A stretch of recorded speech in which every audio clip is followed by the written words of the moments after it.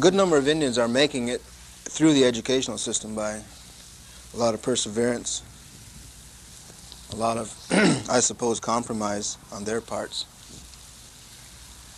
It took me 10 years after I got out of high school to get enough nerve to tackle the university.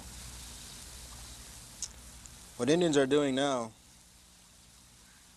is wanting and taking the responsibility, the education of their own children. As a young girl, I always admired people that made the choice to help others. I can still hear my dad's voice saying, "You get an education and you come back to help your community." My parents made sure to get my brothers and I involved in our community's youth program and anything that had to do with Native youth leadership. At the age of 21, I lost my father and found myself just floating, trying to make sense of life after him. I stopped dancing and closed up my connection to my culture because it was just too painful to continue without him. Years later, I was a mom of 2 and looking for a new job. My mom mentioned that American Indian Health and Family Services was hiring. So I looked into open positions and applied for the bookkeeper position, even though I knew I didn't want to return to the accounting field. I was interviewed shortly after that, but I was indifferent about the position. A week later, I received a call from the administrative assistant asking me to come and interview for another position. She emailed me the description for a maternal infant health outreach worker. I had no idea what that was, but I knew it had something to do with moms and babies and visiting them in their home. I could definitely do that, I thought. During my interview, I welled up in tears when asked what motivated me. Being the best mom for my kids is still what motivates me. After a week of waiting, I was offered the outreach worker position and accepted it immediately. It was time for me to heal and reconnect with my community and culture. I knew returning to AIHFS was going to be emotional for me, since the last time I was there was to memorialize my father. My first few events were filled with tears as I was welcomed by many people that loved him and the work he did for our community. It's an overwhelming feeling knowing that you have huge shoes to fill and having no idea how to do that. I immersed myself in this new field I knew nothing about and thrived.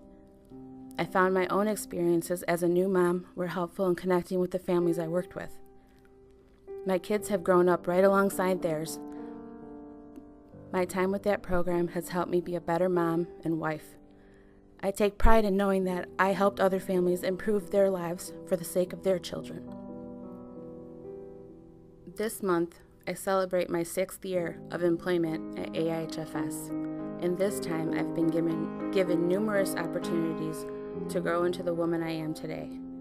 I've been able to learn more about our history as Native people and how the trauma of generations before us is still very much a factor in our lives and environment. I've been encouraged to take trainings on nutrition and physical education, represent my community on panels and national conferences, and ultimately gently nudged into going back to college and earning a degree. I've been empowered to push myself out of my comfort zone and take on endeavors that would normally terrify me. I recently began my journey to the powwow circle, and I credit my coworkers for helping me find my love for dancing again. I owe much of my success to the leadership at AIHFS for seeing potential in me that I buried deep inside out of grief. I have learned that AIHFS was created as a space for Natives to come together and be supported mentally, physically, and spiritually. AIHFS has been and continues to be a haven for Natives throughout North and South America to reconnect with culture and find a place where they can feel safe, accepted, and thrive. I'm proud to be a product of AIHFS in every sense of the word.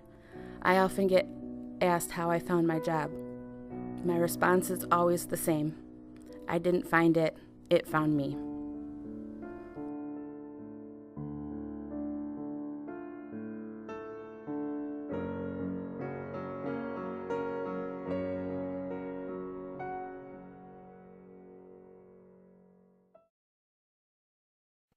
Good job, Mommy.